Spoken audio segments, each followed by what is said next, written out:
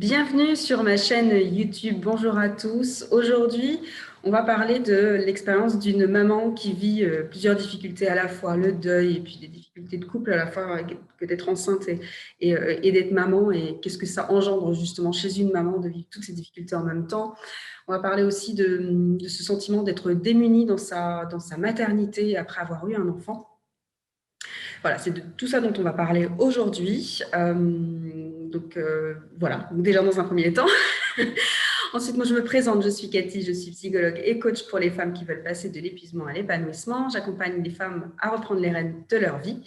Je suis aussi maman de 2 garçons et je suis aussi auteure d'un livre, Stop au burn-out maternel, la méthode pour passer de l'épuisement à l'épanouissement.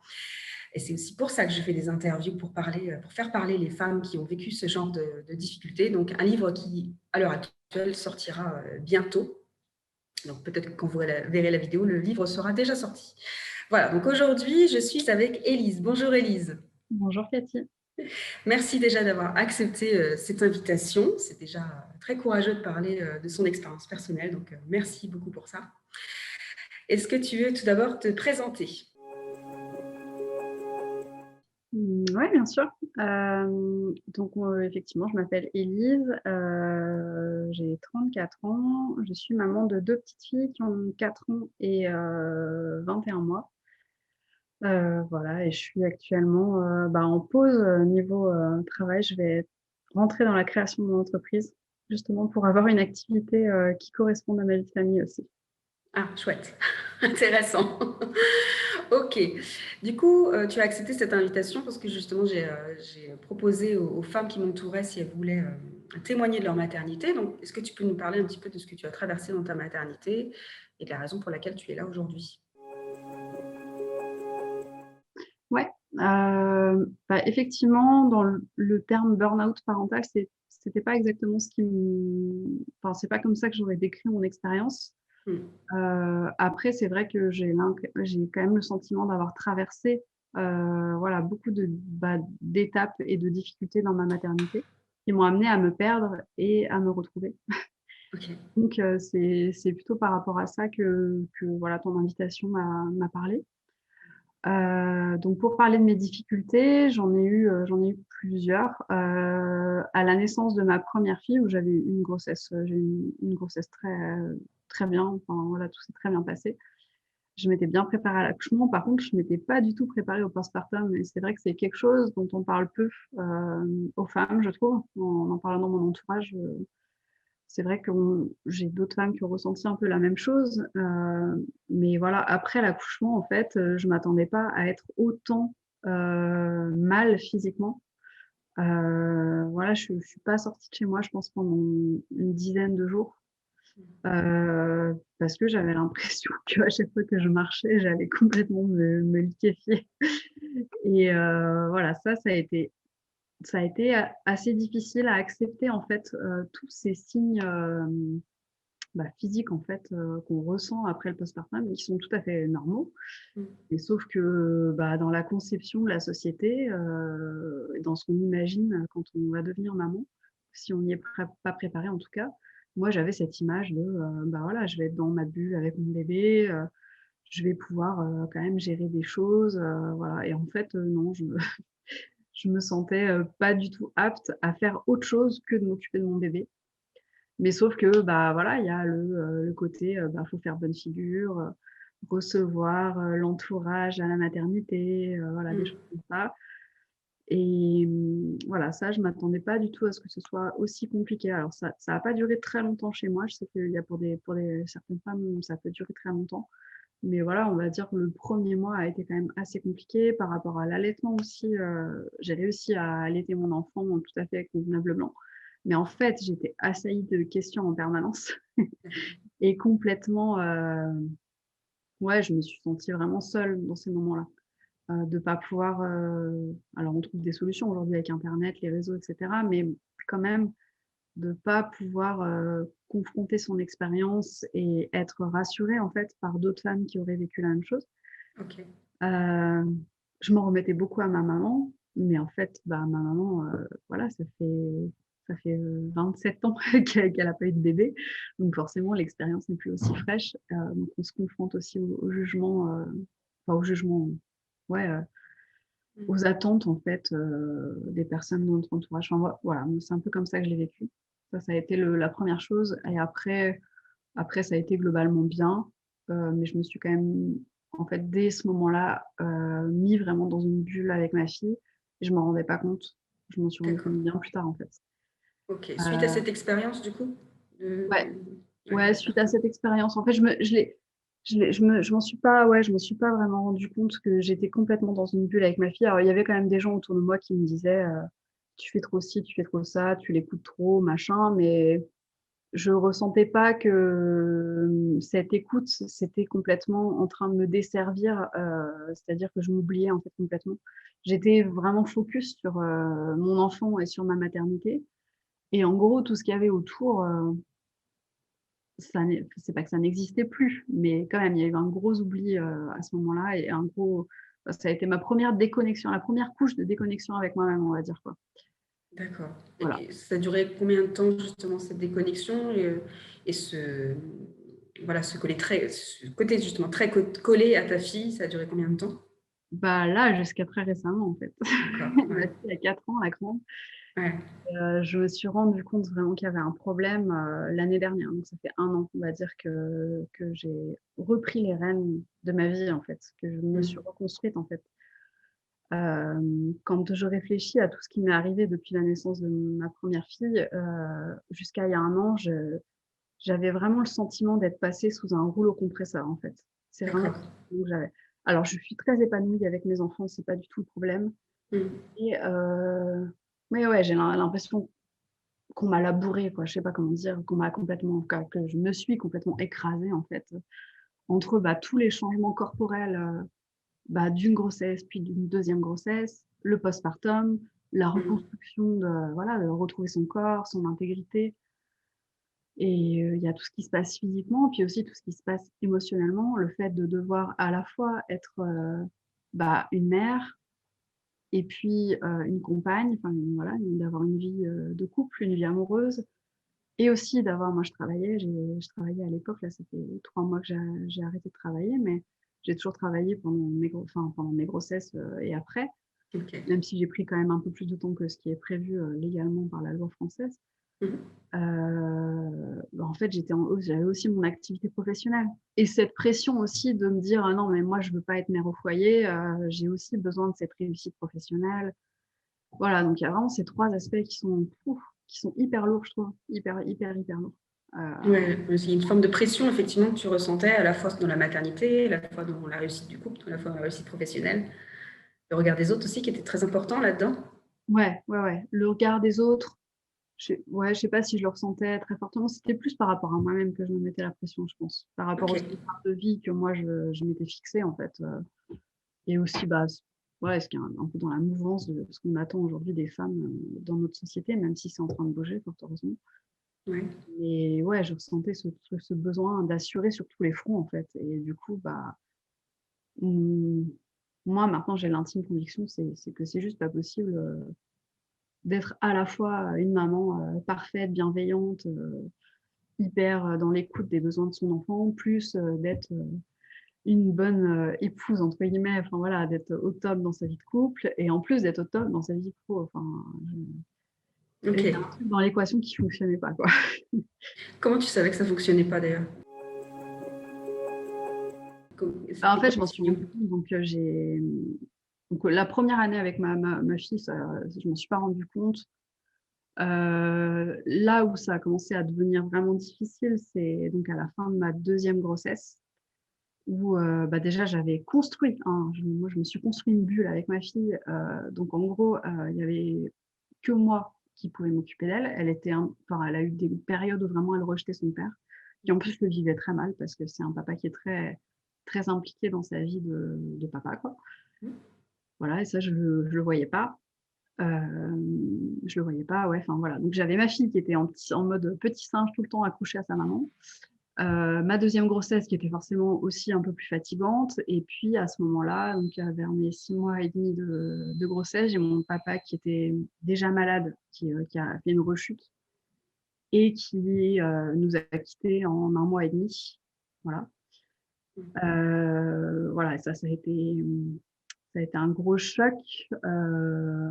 Ça a été un gros choc. Moi, je me suis beaucoup occupée de lui. J'étais très proche de lui. Puis on est 3 enfants. Je suis la seule à être j'étais sur Lyon. Enfin, on était tous les deux dans la même ville, quoi. On était que tous les deux. Mes frères et sœurs étant plus loin. Donc, je me suis beaucoup occupée de lui. Voilà. Donc, ça a été un truc hyper lourd.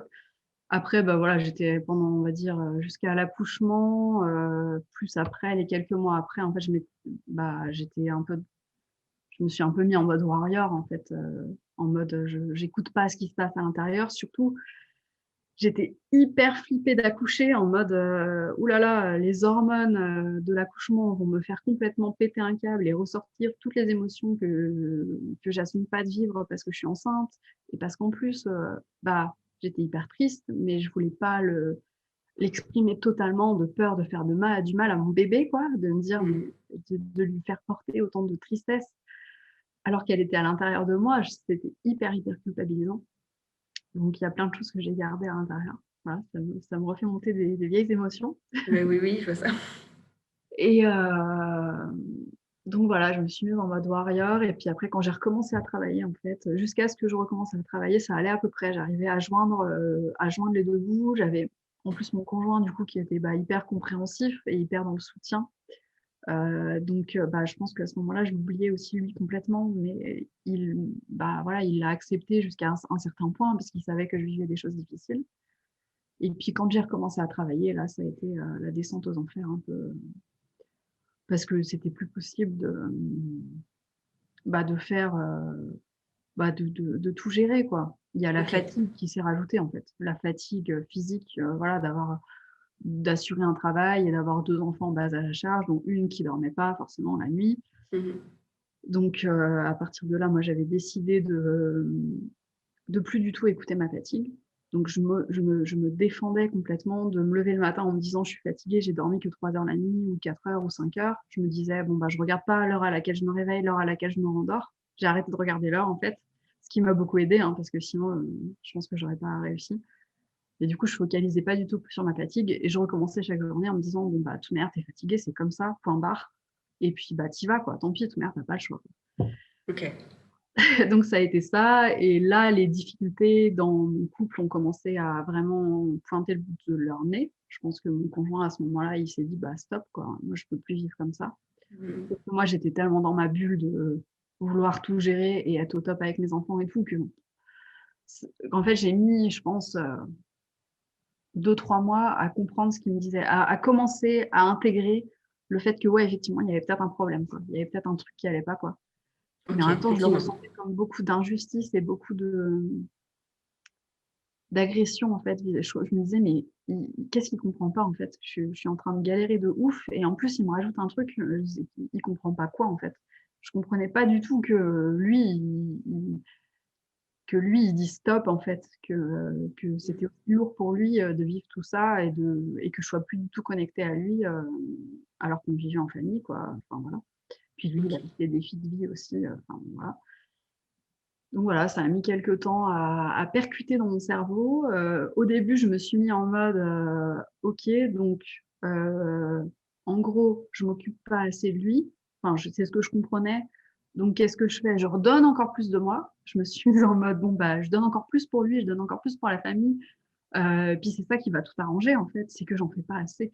Mais complètement n'importe quoi, en fait, maintenant que je réfléchis. À l'inverse, quoi. À l'inverse de ce qui Non, mais aurait pu voilà. être Et puis fait. au bout d'un Effectivement. moment, bon, ça a clashé, clashé, clashé, clashé, clashé. Et puis au bout d'un moment, j'ai dit, en fait, non, c'est n'importe quoi. C'est vraiment n'importe quoi ce que tu es en train de faire. Juste arrête-toi et reconnecte-toi à toi.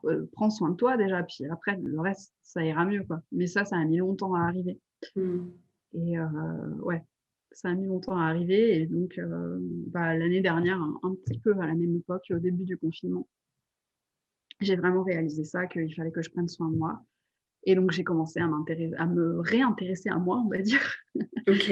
à me réintéresser à moi et à avoir envie de prendre soin de moi. Donc, j'ai commencé par faire un coaching.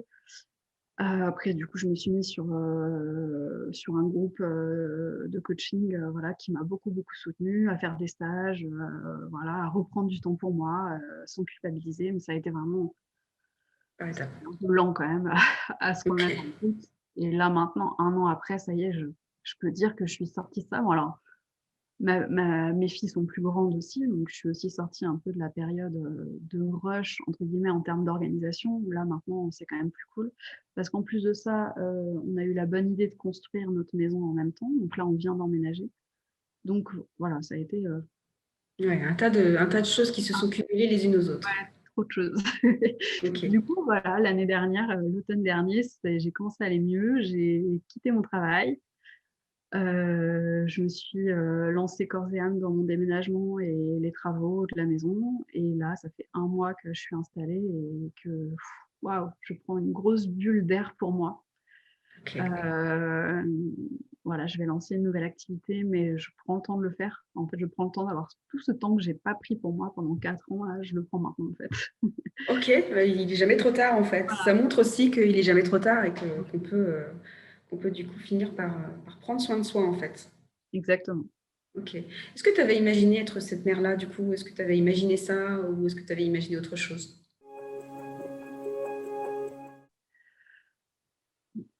Là où j'avais, imaginé, je pense, des choses qui ne se sont pas réalisées. Enfin, je l'avais toujours imaginé d'être une maman assez maternante, en fait.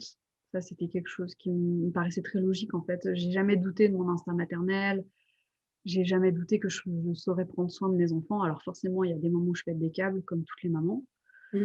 mais j'ai pas l'impression d'avoir enfin si, l'automne dernier quand même, j'ai eu des gros c'est pour ça que j'ai quitté mon travail d'ailleurs, parce que j'avais vraiment des crises de colère qui étaient assez énormes et qui se ressentaient sur ma fille, en fait, sur la grande, heu, qui voilà, enfin, on a vraiment surmonté des moments très difficiles avec elle, Mm. liés aussi à son âge, je pense, mais aussi à la situation, enfin, à la manière dont moi je me sentais, où j'avais beaucoup de colère parce que j'arrivais pas à faire mon travail comme je voulais et tout.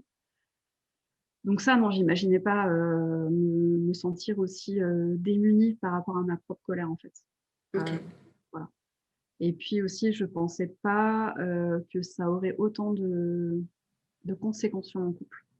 Je pensais pas que ouais, je pensais pas qu'on allait surmonter autant de difficultés de couple. Même si au final, à chaque fois qu'on a surmonté des choses, ça nous a rapprochés, ce qui est plutôt positif. Ouais. Les moments très difficiles qu'on a passés, je pensais pas qu'on les passerait quand même, comme ça, quoi. Ok. Donc effectivement, tu n'étais pas préparée et tu n'avais pas entendu parler de ce genre de difficultés avant. Est-ce que Alors le côté, c'est dur pour le couple et cetera, si, je l'avais entendu, c'est sûr. ok. Mais, bon, voilà, tant qu'on n'est pas dedans, c'est un peu dur facile à enfin, c'est un peu dur de s'imaginer. Il y a ça, puis Oui. Oui. s'il y a autre chose aussi, c'est la fatigue, en fait. Ça vraiment, c'est on a beau te le dire, te le redire, te le re-redire, tu vas être fatigué, il va falloir que tu prennes soin de toi. En fait, tant qu'on n'est pas dedans, on ne peut pas comprendre ce que c'est que de dormir, 4 heures par nuit, tout le temps, quoi. C'est pas Et de l'impact sur soi, ouais. Mm. ouais, que tant qu'on l'a pas vécu, tant qu'on n'a pas l'expérience du truc, on comprend pas ce que c'est que d'être fatigué, hein, vraiment, quoi. Et que ça rejaillisse, sur le quotidien, quoi, et sur notre état interne et sur la manière dont on se comporte, du coup, avec nos enfants, quoi. Ouais, c'est ça. Il y avait la fatigue, effectivement. Ça, j'en parle effectivement dans le bouquin à un moment donné, parce que c'est quelque chose que j'ai beaucoup entendu, que j'ai moi-même vécu. Mmh. Qu'effectivement, la fatigue, on peut y être préparé, mais en même temps, tant qu'on ne l'a pas vécu, on ne sait pas ce que c'est.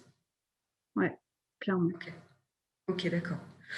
Est-ce que est-ce que tu savais d'ailleurs que ce que tu étais en train de vivre, c'était normal ou pas? Est-ce que tu savais le nommer? Est-ce que tu as été voir des médecins pour ça? Est-ce que des professionnels pour ça, à ce moment-là? Non. Absolument pas.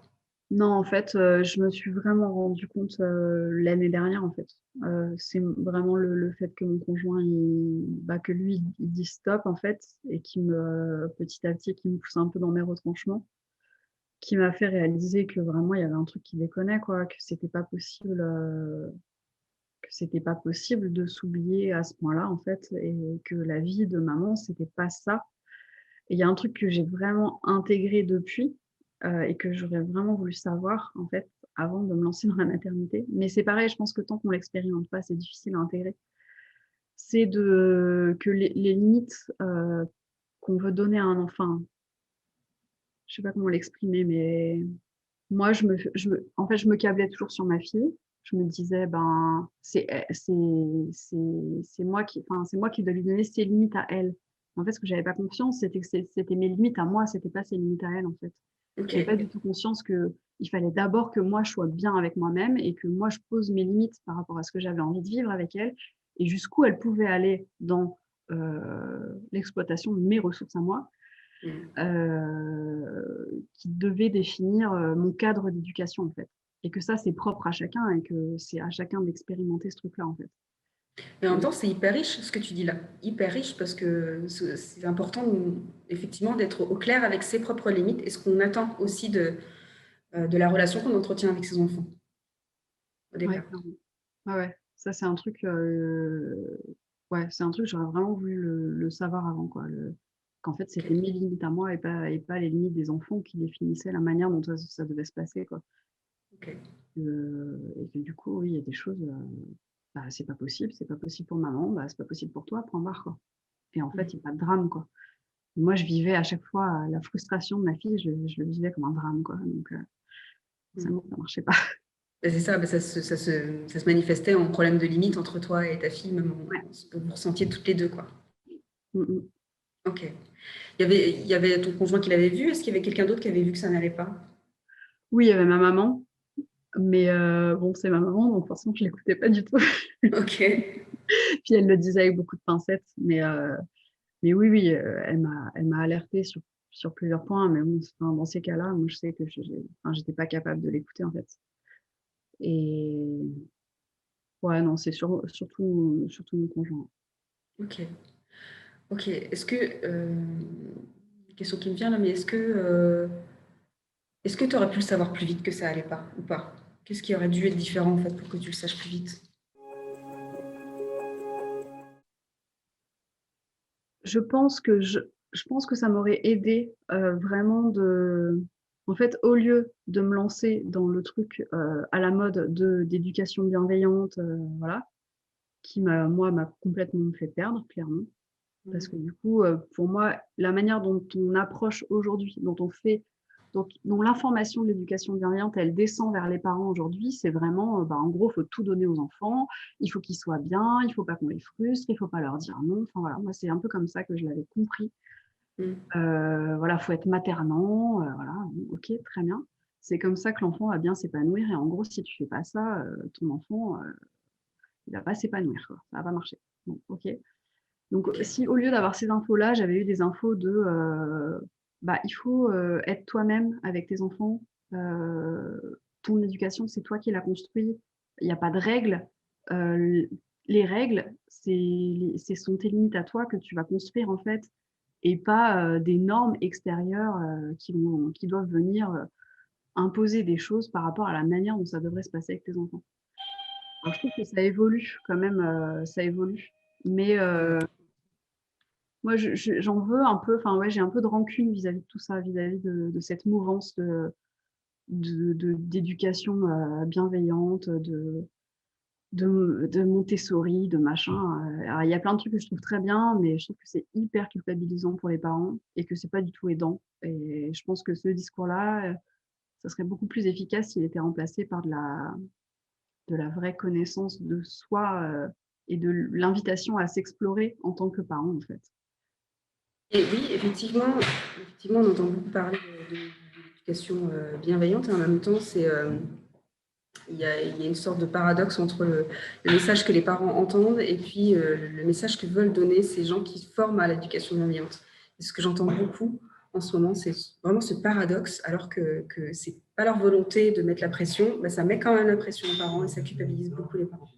Ouais, ouais, ouais, bah, enfin, ce que je dis, c'est que c'est la manière dont je l'ai compris. Je Oui, sais tout à en fait. fait, je sais pas exactement quel est le message de ces gens-là au final. Je suis pas sûre d'avoir compris en fait, mais c'est comme ça que je l'ai ressenti et ouais, je trouve ça hyper culpabilisant, quoi. Comme Oui, si c'est ça. on éduquait nos enfants en leur disant non, quoi. Enfin, c'est complètement paradoxal, quoi. C'est ça. C'est ça. C'est une manière d'entendre les choses qui fait que ça ne fonctionnait pas. Ouais. Ok. Du coup, tu as expliqué un petit peu qu'est-ce qui t'avait fait prendre la décision. Euh, est-ce que justement tu peux préciser en quoi toi tu as pris la décision de changer les choses? Alors, tu as parlé de ton conjoint. Ouais, Il y a eu cette histoire aussi avec ta fille, je crois, les colères qui est ouais. plus forte. Est-ce qu'il y a autre chose encore qui fait qu'à un moment donné, tu as eu le déclic, c'est fini, il faut que j'arrête d'être cette mère-là et il faut que je change les Ouais. choses? Ouais, alors en fait, il y a eu d'abord, ça a été en plusieurs étapes. La première étape, ça a été d'abord de prendre conscience qu'il fallait que je prenne soin de moi et que je me remette clairement au centre de ma vie. Ok. Et je pense que jusqu'à maintenant, enfin, ouais, jusqu'à mes maternités, en fait, déjà, moi, j'étais quelqu'un qui était très branché sur l'extérieur et pas sur l'intérieur de moi. Ouais, j'étais en mode, j'essayais de comprendre les règles du jeu de la vie, mais je les comprenais pas du tout parce que je me basais que sur l'extérieur et voilà, enfin bref. Du coup, le fait déjà de me remettre au centre, et de commencer à prendre soin de moi, mais pas à prendre soin de moi en mode, je vais faire un spa, je me fais un week-end entre copines. Ça, c'est bien, mais moi, ce qui me manquait, c'était vraiment la connaissance de moi, en fait, et la volonté d'être à l'aise avec moi-même, pour pouvoir être à l'aise avec les autres, en fait. Hmm. Et c'est ce travail-là, en fait, que j'ai initié petit à petit en comprenant, en commençant le coaching, en comprenant voilà, un certain nombre de choses. Et du coup, vraiment, l'importance d'être bien avec moi-même. Ça a été le premier déclencheur. Mais c'est pas ça qui a tout de suite modifié la relation que j'avais avec ma fille, en fait. Hmm. Euh, En fait, il y a un truc que j'ai intégré dans mon parcours de développement personnel et que j'avais pas du tout intégré en tant qu'être humain. C'est justement cette histoire de limite. C'est une espèce de révélation que j'ai eue, enfin, qui m'a été donnée, mais que j'ai intégré à l'intérieur de moi. C'est que dans la vie, il y avait des règles et il y avait des limites. Et ça, c'était un truc que j'avais pas du tout intégré, en fait. Et du coup, forcément, ça faussait complètement la relation avec ma fille, quoi. J'avais beaucoup de difficultés à lui dire non. Mon copain, il était toujours en train de me dire mais si, vas-y. Et puis ça forçait. Moi, je le faisais un peu, mais un peu en mode pour lui faire plaisir. Mais j'étais pas convaincue du truc. Du coup, ça marchait pas, quoi. Ok. Et ouais, ça a été vraiment tout le travail que j'ai fait sur moi ouais, j'ai envie de dire, de reconnexion et de connaissance de moi-même, qui m'a amené à cette prise de conscience-là, de l'importance des limites pour soi et pour les autres. Et en fait, à partir du moment où j'ai intégré ça, les relations se sont fluidifiées, quoi. Il y a eu ça et puis bon, en fait, le truc, c'est qu'on n'était pas du tout bien, on habitait en ville, dans un appartement qui était plus du tout agréable, par rapport à notre mode de vie, enfin, à notre vie de famille, quoi. Je me sentais pas bien là où je vivais, donc le fait aussi de changer d'environnement, ça a été quand même aussi un truc assez fou. En fait, je m'attendais pas du tout à ce changement-là, mais c'est vrai que ça a été hyper fort. Heu, L'environnement dans lequel on évoluait tous les jours, donc on était dans un appartement en ville, au premier étage, donc on voyait pas le soleil, enfin on voyait pas le ciel clairement de Hmm. l'appartement. On avait accumulé beaucoup de choses, on y est resté 10 ans. Mon conjoint, ça fait 5 ans qu'il bosse à la maison, qu'il a monté sa boîte, donc voilà, enfin ça plus les enfants. Enfin, bref, c'était le bordel en gros chez nous. C'était plus du tout agréable à vivre et Oui. ça me pesait énormément. Et ça, plus le fait d'être en ville, je crois. Et depuis qu'on a emménagé dans la maison, ma fille, bon, je pense que nous, déjà, moi et mon conjoint, il y a beaucoup de stress qui est redescendu parce que forcément, on a beaucoup moins de choses à gérer maintenant qu'on est installé.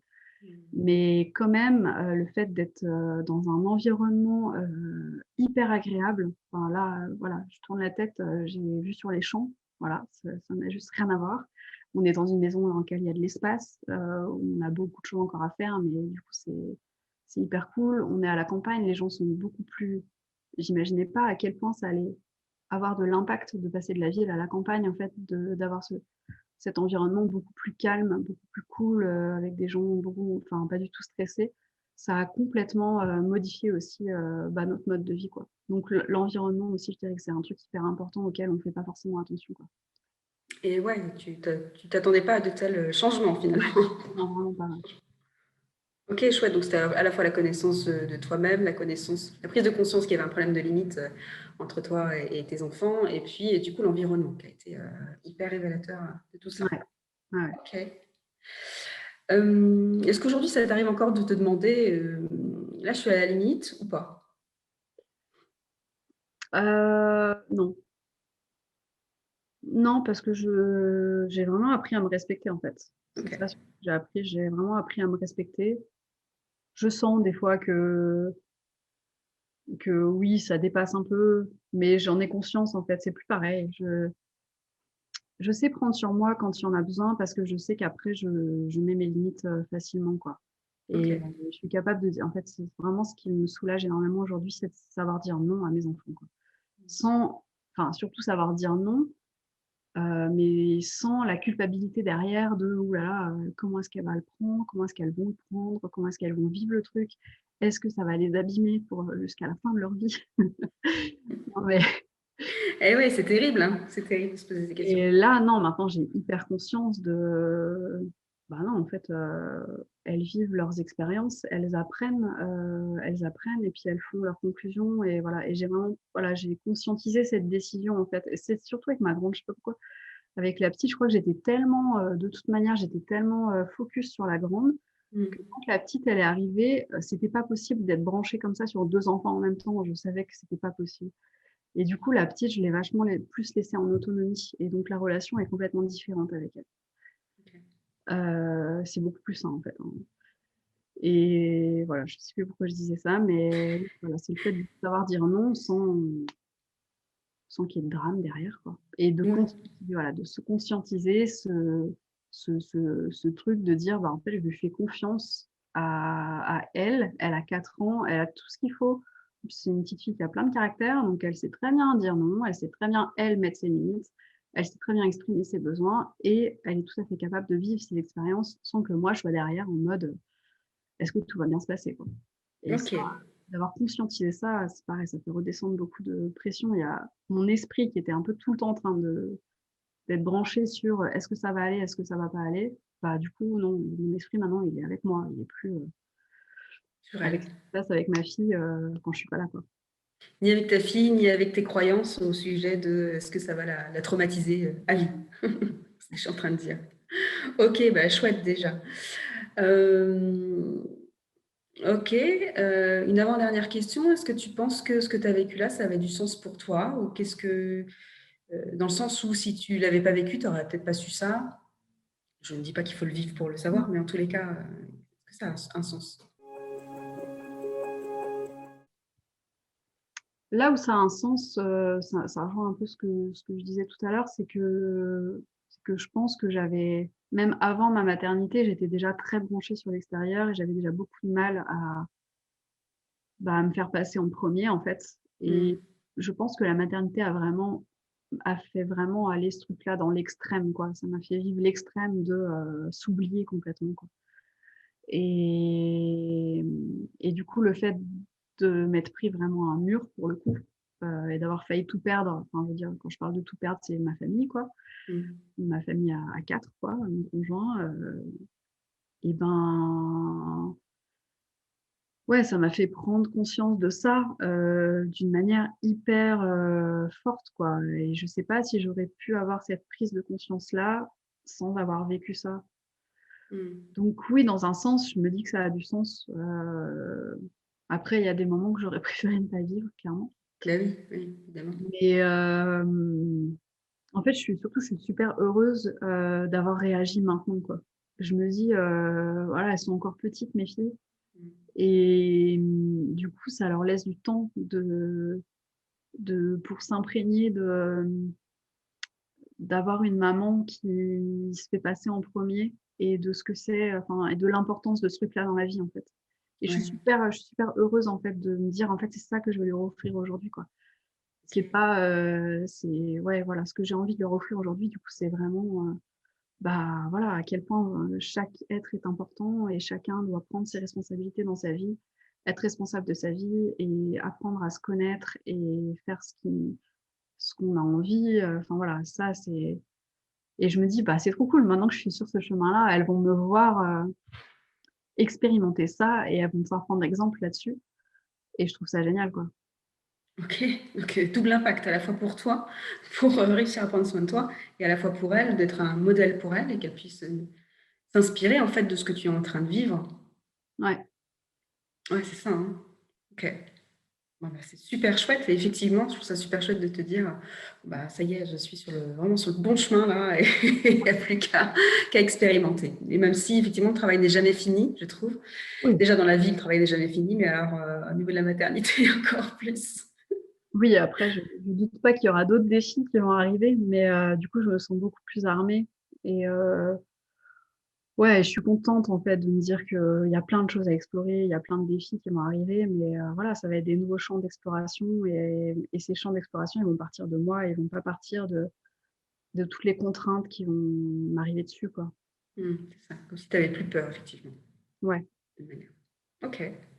Si tu avais pour terminer quelques conseils à donner justement aux mamans qui se reconnaissent dans ce que tu décris ou qui vivent la même chose que toi, là, est-ce que tu aurais quelque chose à leur dire? Ben, c'est le truc, enfin, ce que je disais tout à l'heure, quoi. Prenez soin de vous, mais c'est pas prenez soin de vous, allez pas vous faire un spa toutes les 2 semaines, juste, prenez du temps pour vous, quoi. Restez connecté à vous-même, et restez la personne la plus importante de votre vie. Ok. Voilà, et voilà.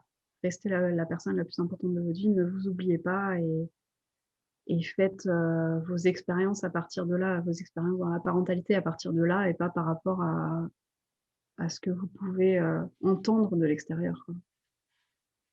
Super joli comme phrase, hein. Restez la personne la plus importante de votre vie. Très, très inspirant ça. Ok. Chouette.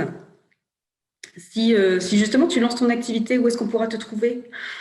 Ah et ben, j'ai pas encore résolu le problème de où est-ce qu'on pourra me trouver, mais moi je lance une activité en fait, je fais des études de marché, des études, consommateurs. C'est mon Ok. métier depuis 10 ans et donc là, je me lance à mon compte et mon projet, c'est d'accompagner des entrepreneurs qui ont des projets, d'innovation et ambitieux en fait, et qui ont besoin de se faire accompagner sur, comment, définir précisément leur offre en correspondance avec les attentes du marché.